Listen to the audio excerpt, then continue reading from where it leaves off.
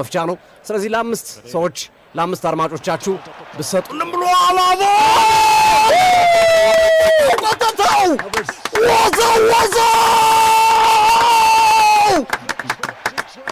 ዋካ ለባቸው ካቨርስ ዋካ ካቨርስ ወዛ አስደናቂ ኳስ ካላፊዮሪ ካቨርስ ግሩም አጨራረስ ቡንዛ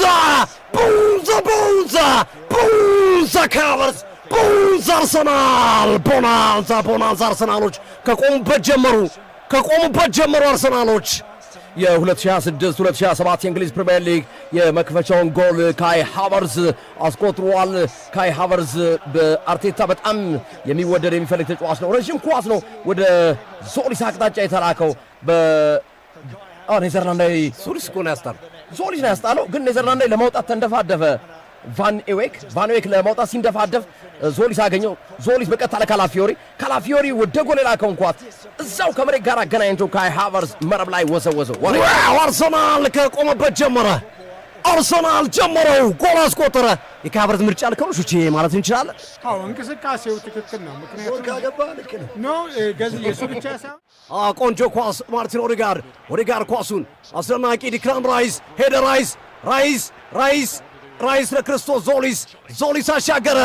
ሳካ በረከተው ቡካዮ ሳካ ትንሹ አቃጣይ ቃሪያ ወዛው ቡካዮ ሳካ አርሰናል ጀመረው። አርሰናል መጣበት። አርሰናል ዓለምን ማስደመሙን ቀጠለ። አስደማሚ እንቅስቃሴ፣ ውብ እግር ኳስ፣ ባህላዊ እግር ኳስ ኮመንተሪን ከጥቅም ውጭ ያደረጉት ነው። ሳካ ደገመው። ገና 2 ደቂቃ ነን። ሳካ ደገመው። ቦንዛ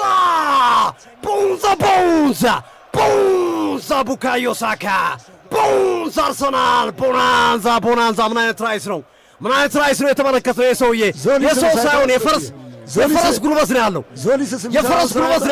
ከዛ በኋላ ራይስ ዞ ገባ መልሶ ዞሊስ ሰጠው። ዞሊስ ምን አይነት ኳስ እንደሚሰጥ ተመልከቱ። ተመለሰ ኳሱ። ሳካ አስቆጠረው። ሁለቱም ጎሎች ላይ ክርስቶስ ዞሊስ ተሳትፎ አለበት፣ ቀጥተኛ ባይሆንም። ጎል አርሰናል ሁለተኛ። አርሰናል እያዘፈናቸው ነው ሲንገሮችን። ሲንገርስ በሚል ቅጽል ስም ነው የሚታወቁት። አንዳንዶቹ ዘፋኞቹ ይሏቸዋል፣ አንዳንዶቹ ደግሞ ልብስ ሰፊዎቹ ይሏቸዋል በቅጽል ስማቸው። ነገር ግን አርሰናል እያዘፈናቸው ነው። አርሰናሎች በዚህ ሰዓት ላይ ማርቲን ኦዴጋርድ ሌላኛው ጎል አስቆጣሪ ሆኗል። መድፈኞቹ አርሰናሎች ሶስተኛ ጎል እንጃለቱ ዛሬ ፍራንክ ላምፓርድና ኮቨንተሪ ሲቲው ናቸው።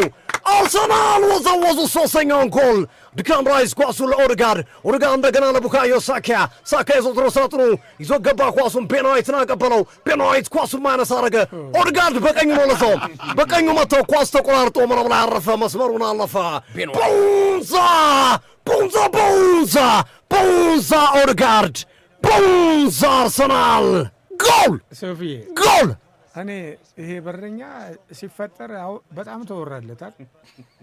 ግን ጉብዝናውንማ ማውራት ግድ ነው እኮ። አሁን ጠባቂው ጥሩ እንደሆነ ብዙ ሂስትሪዎች አሉ። ሶፊ ከዛ ተነስታ አሁን ከታሪኩ አንጻር አይደለም እኔ የምለው፣ ከታሪኩ አንጻር ሳይሆን በዛሬው ጨዋታ ላይ በሚደረገው እንቅስቃሴ እሱ ላይ የምናየው ነገር 3-0 አርሰናል ያሸንፋል በሚል ኮሬክት ስኮር ነበር የገመትኩት። በትክክል የሆነውም ይሄ ነው። አርሰናል 3-0 አሸንፏል። ጎሎቹን ካይ ሃቨርዝ፣ ቡካዮ ሳካና ማርቲን ኦዴጋርድ አስቆጥረዋል። አርሰናል የመክፈቻ የፕሪሚየር ሊግ ጨዋታውን 3-0 አሸንፏል። ግሩም አጀማመር ግርምዬ። ሶስቱ በአለፈው ውድድር ዓመት ጥሩ ያልነበሩት ተጫዋቾች ጎሎቿን አስቆጣሪዎች ናቸው። 3 ጎል ክሊንሺት፣ እንደዚሁም 3 ነጥብ። አስደናቂ አጀማመር ነው። ከሻምፒዮን ቡድን የሚጠበቅ አይነት አጀማመር የተመለከትንበት ጨዋታ ነው። ኦዴጋርድ ራሱን ያገኘበት፣ ከሃቨርዝ ይህ የውድድር ዓመት የሱ ጥሩ የውድድር ዓመት ሊሆን እንደሚችል ፍንጭ የሰጠበት ነው። ሳካም ባለፉት 2 ዓመታት ጉዳቶች ሲያስቸግሩት የነበረው ተጫዋች ፊቱ ነው የተመለከትንበት ሂደት ተመልክተናል። ድንቅ ምሽት ነው ለአርሰናሎች፣ በሁሉም ረገድ የተሳካለት ምሽት ነው ማለት ይቻላል። ለመድፈኞቹ አርሰናሎች በተቃራኒው ኮቨንተሪ ሲቲዎች በጣም ብዙ መሻሻል አለባቸው። በመጡበት እግራቸው ወደ ታችኛው ዲቪዚዮን የሚወርዱ ይመስላሉ። በዛሬው አቋማቸው አርሰናል 3-0 ማሸነፉ አይደለም ትልቁ ጥያቄ። ኮቨንተሪ ሲቲዎች የነበራቸው እንቅስቃሴ በዚህ ጨዋታ ላይ ተሳትፏቸው በጣም ደካማ ነው። በእርግጥ የአርሰናል ጠንካራነት ሊሆን ይችላል። ግን የሆነ ነገር ሊያሳዩን እንኳን አልቻሉምና አስቸጋሪ ነው ለኮቨንተሪ ሲቲ ይሄ የውድድር ዓመት።